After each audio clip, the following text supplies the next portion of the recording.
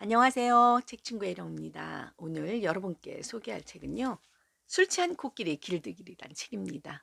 이 책은 그 아잔 브라흐마라는 그 스님이 쓰셨는데요. 이분은 1951년 영국 런던에서 태어나셨어요. 그리고 독실한 기독교 집안에서 자라났죠. 그리고 케임브리지 대학에서 물리학을 전공하기도 하셨고요. 또 살아있는 붓다라고 일컬어지는 태국 고승 아잔차의 수제자이기도 하고요. 또 호주 최초 사찰을 세운 호주 불교의 개척자라고도 말씀드릴 수 있겠습니다.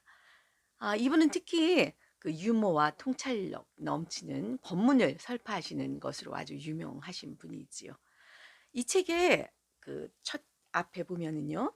몸, 마음, 영혼을 위한 안내서라고 되어 있고요. 뒷부분에는 세상에서 읽을 가치가 있는 책은 단 한 권이다. 그것은 바로 마음이라는 책이다. 행복과 고통을 거의 같은 비율로 얻는 것이 삶의 본질이다. 만일 우리가 지금 고통에 처해 있다면 이것은 우리가 전에 받거나 잃은 행복 때문이다. 행복은 고통의 끝이 아니고 고통 또한 행복의 끝이 아니다. 우리는 우리의 삶을 통해서 이 순환을 돌고 있을 뿐이다. 조금 놓아버리면 조금의 평화가 고 크게 놓아버리면 그 평화를 얻을 수 있다. 만일 완전히 놓아버린다면 완전한 평화와 자유를 얻을 것이다. 그리하여 세상을 상대로 한 그대의 싸움이 끝날 것이다. 삶과 고통, 사랑, 두려움, 행복, 분노, 용서, 마음속에 존재하는 118마리의 코끼리 이야기라고 되어 있고요. 이 책은 가볍게 읽을 수 있으면서요. 우리의 생각을 명쾌하게 정리할 수 있는 책이라고 말할 수 있겠습니다. 손에 잡히는 대로 순서에 관계없이 읽고서는 잠시 명상에 잠기면서 진정한 자유와 행복은 무엇일까 생각할 수 있는 그런 힐링의 시간을 갖게 되는 책이라고 말씀드릴 수가 있겠어요. 이 책은 10개의 챕터로 되어 있고요. 그 10개의 챕터 속에 108가지의 이야기가 담겨져 있습니다. 그리고 이 책에서는요. 커다란 욕망에 사로잡혀 다스려지지 않는 인간의 마음을 술 취한 코끼리에 비유하고 있어요. 마음속 코끼리가 삶에서 일어나는 모든 문제의 원인이라고 말하는 것이죠. 명상과 깨어있는 마음으로 우리의 마음속에 있는 코끼리를 붙잡아 메어야지만 우리의 그 문제들이 사라져 버린다고 얘기합니다. 결국은 우리의 삶이 외부에 의해서 결정되는 것이 아니고 각 개인의 가지고 있는 저마다의 마음 상태에 따라서 행복과 불행, 즐거움과 또 괴로움이 생겨난다는 말이겠어요. 그래서 스스로 마음에 집중해서 마음을 자연스럽게 내려놓고 모든 것을 흐르는 대로 있는 그대로 놓아둔다면 우리의 마음은 깨어 있으며 평화를 누릴 수 있다는 그런 메시지를 전해주는 책입니다. 제가 이 책을 읽은 거는 거의 10년 정도 된 것 같아요. 그런데 이 책은 제가 지금 세 번째 읽습니다. 지금 세 번째 읽을 때는 챕터를 그냥 넘겨가면서 그 전에 제가 쓴 그런 그 필사한 것들을 위주로 좀 보고서는 여러분께 설명하고 있어요. 이 책은 류시아 님이 옮긴 책입니다. 그래서 서문에 류시아 님이 쓴 글이 있어요. 그 글이 참 마음에 와 닿습니다. 코끼리를 포기할 수 있는 마음이란 제목인데요. 여기엔 세 가지 이야기가 나옵니다. 첫째 이야기를 좀 제가 잠시 이야기해 드리면요. 어떤 사람이 코끼리가 너무 좋아서 코끼리를 사고 싶어 하는 사람이었어요. 근데 사실 지금 당장 코끼리를 산다 해도 그 코끼리를 키울 수 있는 마당이 있는 것도 아니고 또 그만한 돈이 있는 사람도 아니었는데요. 너무 코끼리를 갖고 싶어서 아주 열심히 일을 했다고 합니다. 옆에 있는 사람들이 "왜 이렇게 열심히 일을 하느냐 밤낮으로. 코끼리를 사지 말고 개나 고양이를 산다면 금방 네가 원하는 것을 가질 수 있는데 왜 이렇게 힘들게 코끼리만을 원하느냐." 그래도 그 사람은 코끼리를 너무 간절히 원했기 때문에 그렇게 노력해서 돈을 벌 수밖에 없는 상황이었어요. 그런 때 이 사람이 쫓는 것은 코끼리였지 않습니까? 그런데 지금 이 사람은 부를 쫓고 있어요. 코끼리를 사기 위한 부 말입니다. 돈을 벌어야만 코끼리를 사는 것이죠. 그래서 이 사람은 어떻게 되었을까요? 그가 진정으로 원하는 것은 무엇이었을까요? 코끼리였을까요? 부였을까요? 그는 아직도 부자도 되지 못하고 코끼리도 그의 것이 아닙니다. 그가 정말 원하는 것은 코끼리를 포기할 수 있는 마음입니다. 이 이야기는 저희 이야기도 될 수 있고 여러분의 이야기도 될 수 있습니다. 류시아 씨가 쓰신 글을 잠시 읽어드리겠습니다. 삶에서 우리를 힘들게 하는 것은 원하는 것을 이루지 못하기 때문이 아니라 원하는 그 마음을 내려놓을 수 없기 때문이다. 코끼리를 간절히 갈구하면 언젠가는 그것을 소유하게 될 것이라고 세상은 말한다. 하지만 그것은 결국 또 다른 고통의 시작일 뿐이다. 왜냐하면 거기 언제나 더 멋지고 아름다운 코끼리가 존재하기 때문이다. 인간이 추구하는 자유에는 두 종류가 있다고 합니다. 욕망의 자유이고 또 하나는 욕망으로부터의 자유라고 하죠. 우리는 늘 욕망의 자유, 또 곧 선택의 자유를 추구하고 살아가고 있죠. 우리 마음속에는 그 거부할 수 있는 그 명령이 바로 욕망이라고 말합니다. 그래서 사람들은 그 코끼리를 사기 위해서 일생 시간을 보내고 있습니다. 그 다음에는 또 코끼리 사료를 사기 위해서 또 열심히 허덕거려야 되겠죠. 그러다 보면 코끼리와 놀 시간이 없는 것이에요. 그 결국에는 마지막 생에 이르러서는 그 코끼리 때문에 자신이 한순간도 행복하지 못했음을 깨달아 가는 것이라고 합니다.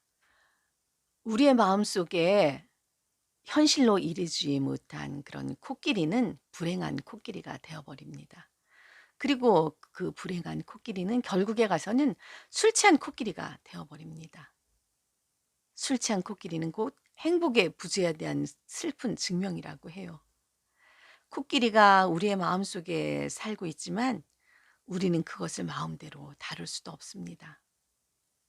코끼리는 행복의 부재라는 쓰디쓴 술에 취해 있기 때문이죠.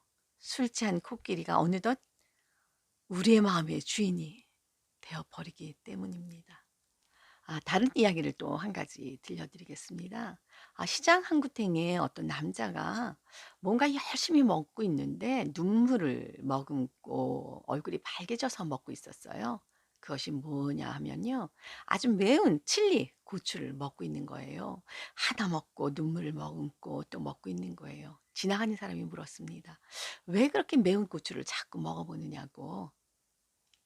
그 칠리 고추를 먹는 사람이 이렇게 먹다 보면 단 고추가 있지 않을까 싶어서 지금 계속 먹고 있다고. 그 매운 칠리 고추 중에 단 고추가 있을까요? 그러나 그는 계속 그 고추를 먹고 있습니다. 그 매운 고추 중에 단 고추가 있을까 봐요. 칠리 고추의 본성은 매운 것이잖아요. 그 매운 것 중에 단 것은 찾지 못할 것이에요. 그런데도 그는 계속 단 것을 찾기 위해서 먹죠. 물어봤어요. 이제 그만 먹어도 되지 않느냐고 못 찾았는데 그가 얘기합니다. 여태까지 먹은 것이 아까워서라도 나는 계속 먹을 거라고. 참 미련한 그런 생각을 갖고 있는 사람이죠. 이 책에서는 그 칠리 고추를 먹는 남자를 이렇게 표현합니다. 집착과 희망을 내려놓는 일은 진정한 단맛의 발견에 이르는 출발점이 될 수 있다고 얘기합니다. 우리는 실제의 불만족과 행복의 부재를 심화시키는 것이 바로 내려놓지 못하는 마음이라고 얘기를 해요. 세 번째 이야기는요. 고대 인도의 왕 아쇼카 형제에 대한 이야기를 잠시 들려드리겠습니다. 아쇼카에게는 세속적이고 본능적인 그 즐거움에 빠져 있는 비타쇼카라는 동생이 있었습니다. 형의 막강한 권력 아래 있기 때문에 쾌락을 탐닉하는 그런 기회가 많이 제공돼 있기 때문에 항상 아주 쾌락에 빠져 있는 동생이 있고요. 형은 그 골치 아픈 나랏 일에 빠져 있느라고 그런 시간적 여유가 없었어요. 근데 그 형이 생각을 했어요. '저 동생을 어떻게 진리의 길로 끌어들일까.' 생각하다가 하루는 그 왕의 상징인 휘장이나 옷을 벗어 놓고 밖으로 출타를 했습니다. 그런데 그 신하 중에 한 사람이 그 동생한테 이렇게 얘기를 하죠. "아 형이 나간 사이에 저 옷과 휘장을 두고서는 왕같이 한 행동을 한번 해 보라."고요. 고민을 살짝 하더니 그 동생은 그 형의 옷을 입고서는 왕 노릇을 잠시 합니다. 그때 바로 아쇼카 형이 들어오지요. 그러면서 "너가 나의 자리를 탐내느냐? 나는 너를 처형해야 되겠다." 하고서는 엄포를 놓습니다. 동생이 빌지요, 살려 달라고. 그런데 형이 이런 얘기를 합니다. "너에게 7 일이란 날짜를 주겠다. 그동안 너는 모든 것을 누려보아라. 많은 여자를 탐닉해도 좋고 모든 것을 네가 원하는 것을 다 할 수 있게 해 주마. 그 대신 7 일째 되는 날 너는 사형에 처하겠다." 하고 얘기를 했습니다. 그리고 나서 7 일이 되는 날 아소카가 동생한테 묻죠. "너는 얼마나 많은 것을 즐겼고 얼마나 많은 행복감을 느꼈느냐?" 하고 물어봤을 때 동생은 이렇게 얘기합니다. "내가 일에만 있으면 죽는데 어떻게 즐거움을 느낄 수 있겠느냐고 말을 합니다. 아소카 왕은 이렇게 얘기합니다. "이제야 네가 깨달았구나. 7일 후든 70일 후든 70년 후든 네가 반드시 죽는다는 것을 안다면 그 모든 감각적 즐거움을 누릴 수가 있겠느냐? 곧 죽으리라는 사실을 알 때 어떤 즐거움이 너를 사로잡을 수 있겠느냐?" 마지막으로 류시아 씨는 이렇게 말합니다. "진정한 만족을 원하는 것을 소유하는 것이 아니라 원하는 마음으로부터 벗어나는 것이다. 욕망으로부터의 자유인 것이다. 만일 당신이 진정으로 내어놓는다면 거기에 모든 문제는 사라진다. 당신은 이미 코끼리 등 위에 올라앉아 있는 것이다. 이것은 깨달음의 아름다운 순간이다." 이 책에서 술 취한 코끼리 길들이기 이런 제목에서 마지막에는 코끼리 등 위에 올라앉아 있다고 합니다. 우리 마음속에 있는 그 술 취한 코끼리를 길들인다는 것이 아마 내려놓음과 욕망으로부터의 자유라고 말하는 것 같습니다. 제가 오늘은 류시아 씨의 서문까지만 말씀을 드렸고요. 다음 시간에는 108 가지의 이야기 중에서 몇 개를 발췌해서 여러분과 나누려고 합니다. 이 책이 여러분께 조금이라도 도움이 되셨다면 그 좋아요와 구독 부탁드리겠습니다. 감사합니다.